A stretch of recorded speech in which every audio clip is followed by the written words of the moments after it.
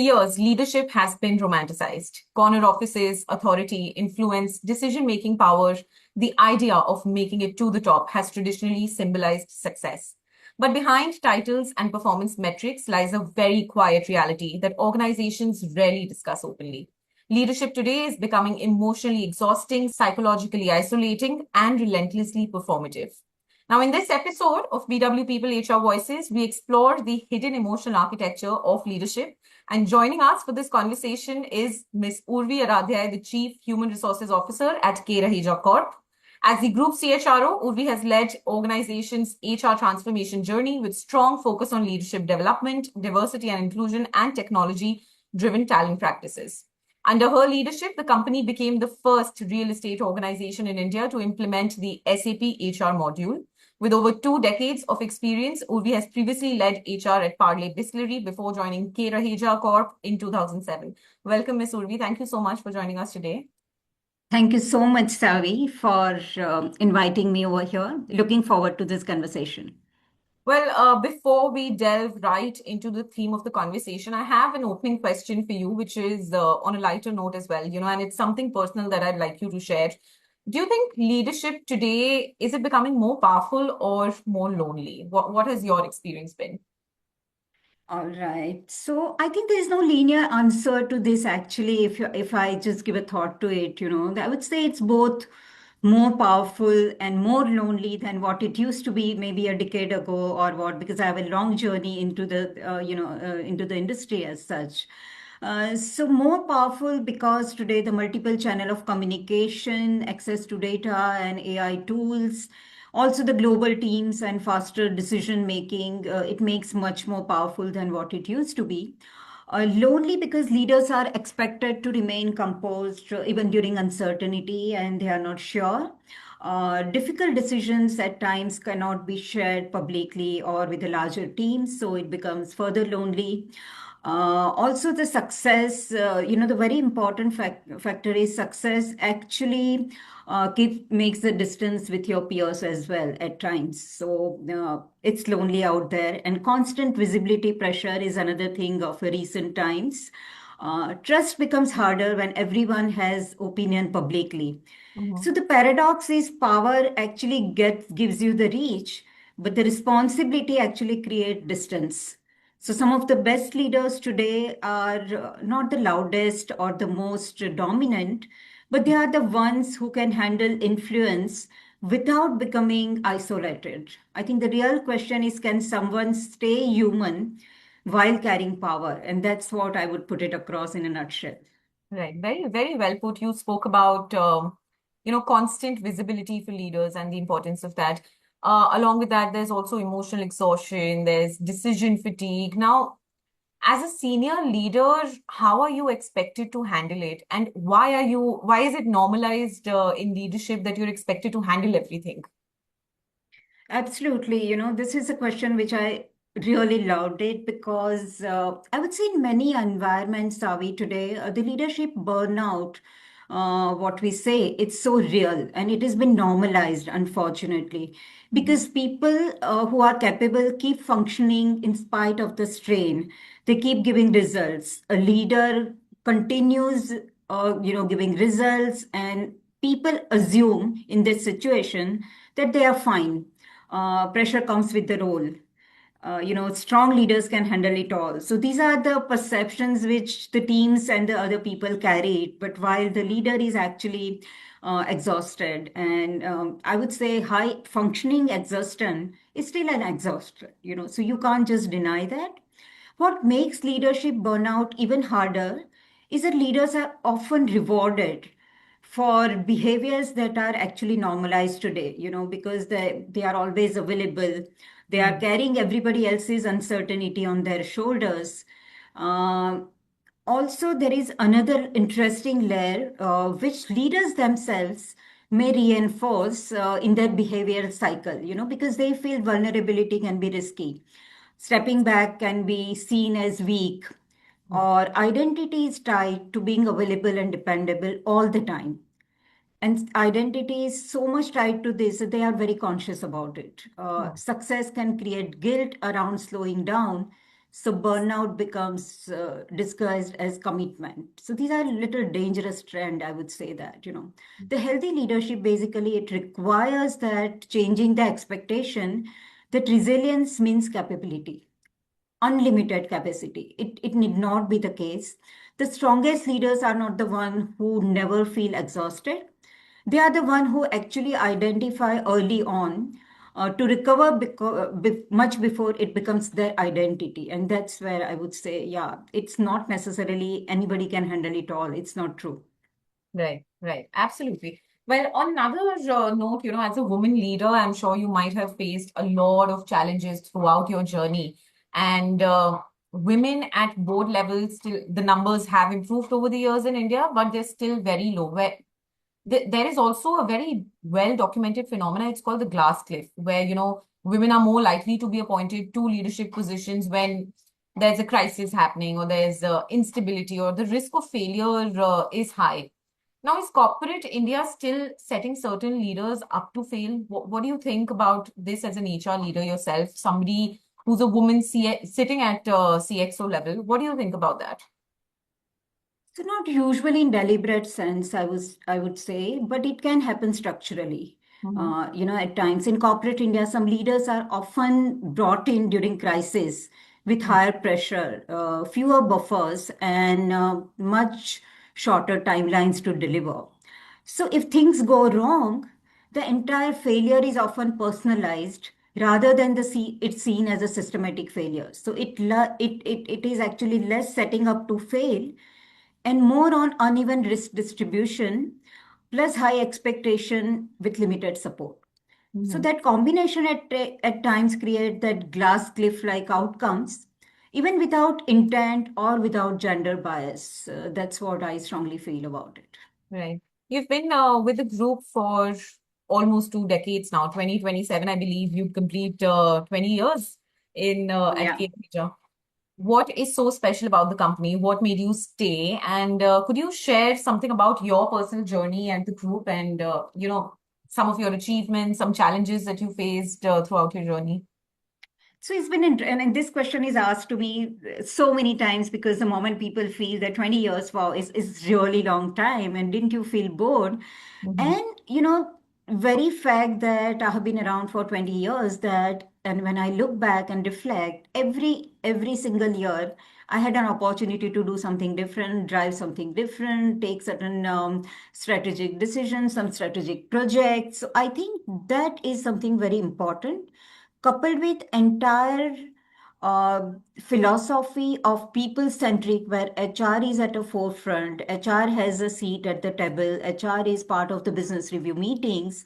I think that made the journey very, very interesting because I always felt that I can contribute so much more into the entire journey and a growth phase of the organization. Besides, this is a group which is extremely diversified group. Although the base is real estate, there is there is commercial, there is residential, there is hospitality, there is retail, there is mall. So each business has their own nuances. And we do have to tweak as a group CHRO when I am dealing with any of the business, while the group synergy and the people practices remain same.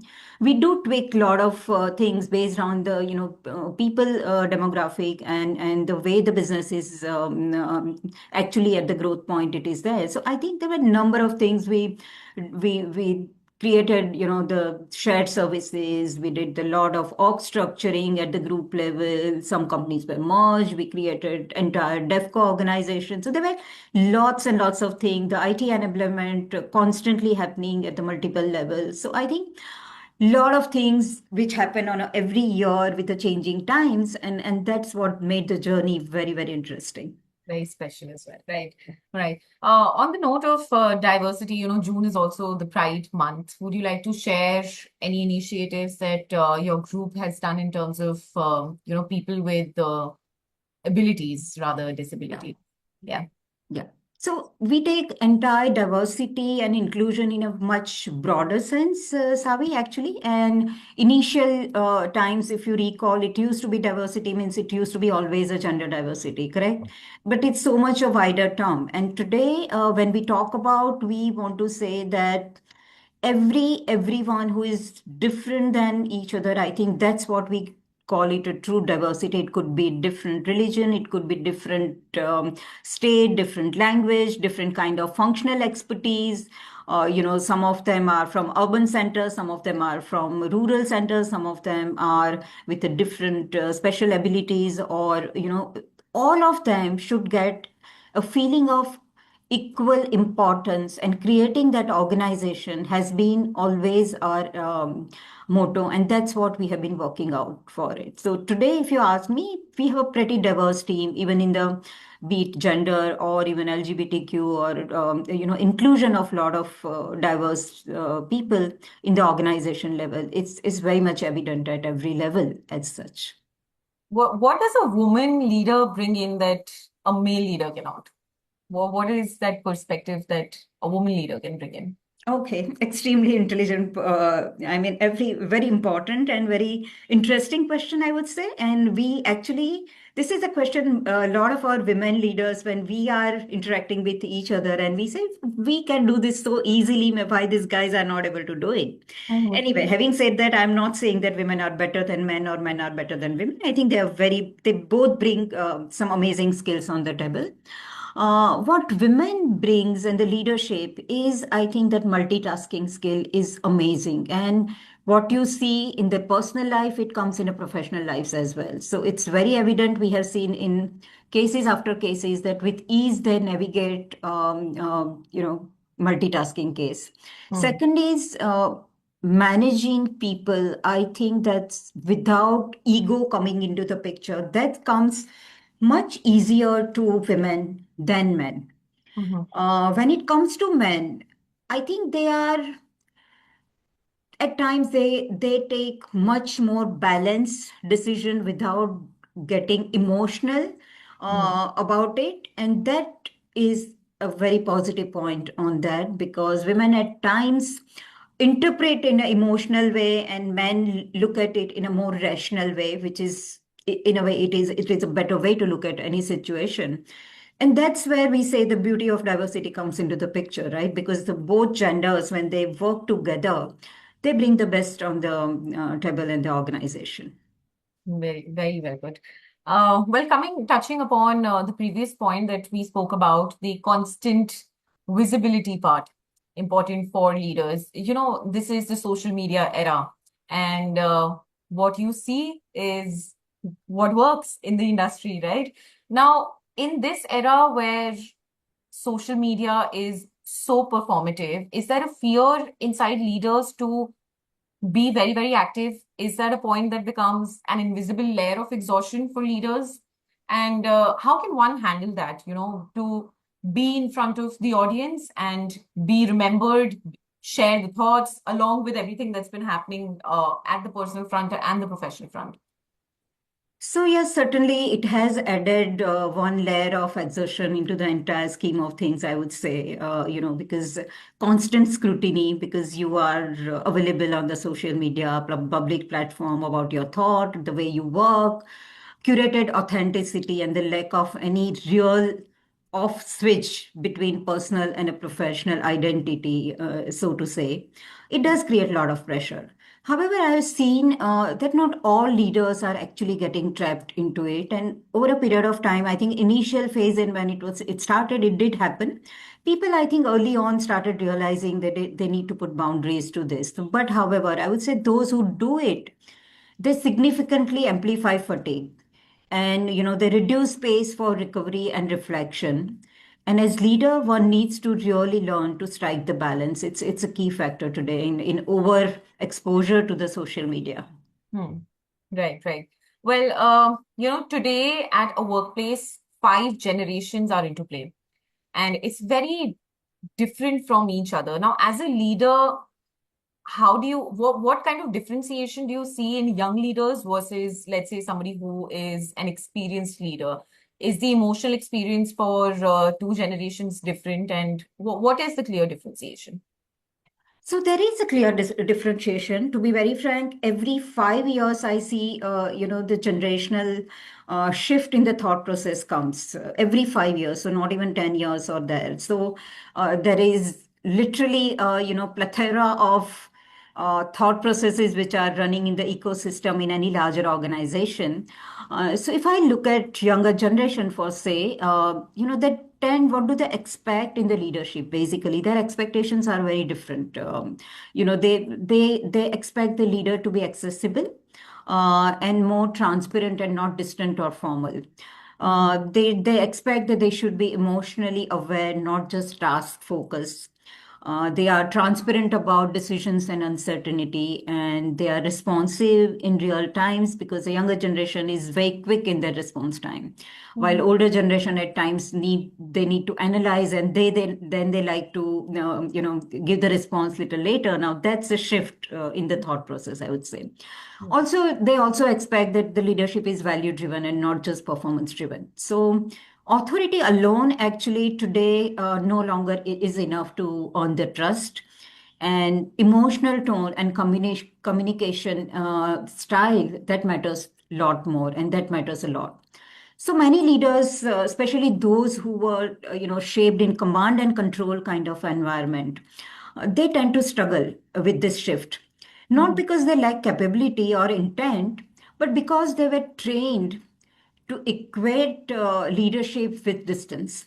Mhm. And they've been traditionally working like that. They were seeing vulnerability as a risk, not transparency or authenticity, how the younger generation sees that. Leadership also, success was always measured by the outcome than the experience, while the younger generation gives a lot of importance to the experience. So the adoption challenge is for real, for sure, but it is gradually evolving as well. So, the most effective leaders are the one who are balancing clarity with the approachability and without confusing their familiarity with lack of structure or authority. Right, right. You spoke about communication styles in your response as well. Now coming to that, when there's a period of crisis happening in an organization, layoffs are happening, reorganization is happening, pressure cycles are there. There, the business power comes into play, right? And the human-centered leadership, it takes a back seat then. How do you ensure that the communication style, the leadership style still remains very people-centric during these very serious periods as well? Yes, so it's not, I would say, yeah, it's difficult, but it's not impossible to remain people centric even in times of crisis, because that is when people centric leadership is actually tested, Hmm. and not during the stable period. Okay, so in many organizations, I've seen that empathy fades during crisis time because survival, cost pressure, and speed takes priority over everything else. And while it is understandable operationally, people or employees notice whether people first values what the organization has been talking around still holds when the decisions become difficult. And that's the testing time, right? So being people centric during pressure doesn't mean that you need to avoid layoff or you cannot take hard decisions, but it means that you are communicating honestly, treating people with dignity, supporting the managers who are carrying out this conversation, supporting them with the difficult conversations, and I would say making decisions transparently rather than abruptly. So Hmm. the real reason in my mind is not can organization avoid hard decisions during crisis time, but it is how humanly do they carry out under unavoidable circumstances. So then that's what defines whether a culture is genuinely people centric or only people centric in good times. Mm-hmm. Well, great thought. Well, in the age of AI, everything is automated these days, but you have seen the industry over 3 decades, almost 3 decades now. So, how has it evolved your journey? How has it helped your journey personally? So immensely, I think we talk today every day, and we learn from the younger generation. We learn from our kids. We learn from a lot of reading, and it's beautiful. In fact, all the time we see that the life is so much easier with AI into our life. So AI is becoming much better, evolving at analysis, forecasting, even communication and automation, right? So the uniquely human value of leaders will have to shift And that's very important part of it. So they need to how they differentiate, because there is AI and there are human, and how human bring value into AI centric environment and still they remain relevant and value driven. So I would say that making sense of ambiguity is a leadership skill which requires even in era of AI. Building trust during uncertainty is important, which is very, very human. Right. Handling ethical trade-off, creating psychological safety, knowing when empathy, timing, or restraint matter more than efficiency, because there are times you need to focus on that over efficiency, not for a longer period, but there are some critical time when you really need to do that. So I would say people may increasingly lean towards AI for answers, but they will still rely on humans for meaning, confidence, and trust. Hmm. So the challenge in many organizations, they still develop leaders primarily around performance metrics, and that's traditionally been the case, right? So execution speed and technical capabilities are always measured, but emotional maturity, listening, judgment are talked more about, but they are systematically not developed still. And I think that we have a way to go in that. So while companies recognize that these human skills are very critical today, most leadership pipelines are still only partially designed to build them deeply and consistently. And that's where I think organization need to think and focus on. Absolutely, absolutely. I personally also think there's a long way to go for AI to transform the workplace completely from A to Z. And of course, the human touch is important. Well, on a very personal note, Miss Urvi, once you move on from the organization, once you retire, how would you want your teams to remember you as? Somebody who was always ready to adapt with change, Hmm. who was extremely impartial and inspiring. That's what I would want me to be remembered. Anything when you look back and you think about it today, anything you'd like to change about your journey? Huh. There are a lot. Obviously, we always, it's a hindsight is always 2020, as they say, uh, at times you feel maybe you were not as understanding, or maybe you were so much under tremendous pressure of giving performance that maybe there were some strategic inputs what you could have taken care if you missed out on those period, because in times of crisis your focus is so much on a short term. So there were a lot of times, yes, when I look back, there are so many cases, yes, where I feel that a lot of things could have done differently, and should not have lost sight of a longer vision in favor of a short term outcome. Right, right. When you look back and when the viewers also watch this episode, it will also give them a reflection into what a leader faces to, reach that kind of point. And there are challenges. It's not easy for anybody, right? Uh, Absolutely. Now, if you could change one thing about how organizations define leadership today, not performance, not titles, but leadership itself, what would you redefine first and why? Okay, let me think. Yeah, I would redefine leadership less around control and constant certainty. Hmm. Because, and I would say it's more around clarity, ability to create clarity and trust and sustainable decision making under the uncertainty. Because the times we are living in, they are so uncertain. For decades, many organizations rewarded leaders for having answers, all the answers, appearing strong and driving result relentlessly. I would like to little bit redefine that in today's environments are so much complex, fast changing, and emotionally demanding for leadership. So, for demanding for leadership to the work as a single heroic figure model is not possible. The Mm-hmm. leaders who will matter most going forward are not necessarily the most dominant one, but they are the ones who can hold trust during ambiguity, make balanced decisions without burnout. I would say create accountable culture which is psychologically safe and help people navigate change without losing meaning or stability. Hmm. And you know Hmm. why this matter if I think about it? Because organization don't break only from bad strategy anymore. They also break from exhaustion, mistrust, and emotional disconnection among their employee base. While many organizations are actually, I see that, they're beginning to recognize this intellectually, but the system still reward visibility Hmm. and speed and short-term performances more than the sustainable leadership capacity. So, in nutshell, I would say I would redefine leadership like a more long-term thought Hmm. process rather than a short burst of energy. Absolutely. Well, do you think CHROs can make best CEOs?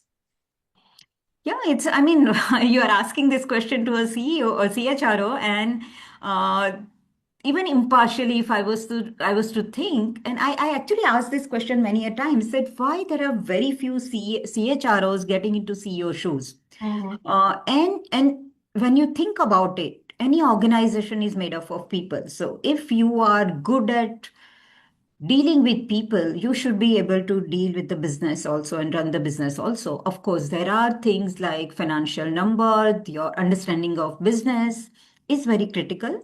But in today's time, CHROs are not isolated from understanding the business. They are very much part of the business, right? And it's Hmm. not anymore like that enabling function to call what it used to be called earlier times. So they can definitely make a great CHRO because CEOs. Because today, if you ask me on the conversations, many a times with the leadership, we always feel that okay, what are the points which these CEOs are missing? And 7 out of 10 times these are people related issues. Hmm. Hmm. Hmm. So I strongly feel yeah, CHROs can make great CEOs. Well, on that strong belief, we'll now move on to the next segment of the conversation, which is the rapid fire round. So, are you ready? Yeah. All Sure. right. One word that defines a truly great leader today. Trustworthiness, Mhm. Burnout at the top, is it ignored or underestimated? underestimated. One leadership trait that is becoming outdated. Command and control, Okay. One thing employees secretly expect from leaders today. genuine human understanding. Can empathy coexist with authority? Absolutely. Empathy is understanding others' perspective. Yes, it can. Visibility or vulnerability? What builds stronger trust? Vulnerability because it's transparency. Mhm. One corporate habit that silently destroys culture. Rewarding results while ignoring behavior. If not HR, what would you have been today? Doctor. How nice. Well, most of our viewers, they are HR professionals who aspire to become a CHRO one day. Any last piece of advice for them? Sorry, come again. Most of our viewers, they are HR professionals and they aspire to become CHROs one day. Any last piece of advice for them? Yeah, sure. So I would advise them that, first understand your business thoroughly, whichever industry you are in. HR is not something standalone function who is just driving some, strategy and as a standalone thing. You have to marry it with the business and you need to be value creator for the business and keep the fairness, the transparency, the people-centric culture running across the organization. Stand up for what is right. I think there are times in your career, there will be multiple number of times when you would be put into that situation. And that time you need to have your research done properly, go with your all logical answers, but do stand up. Mhm.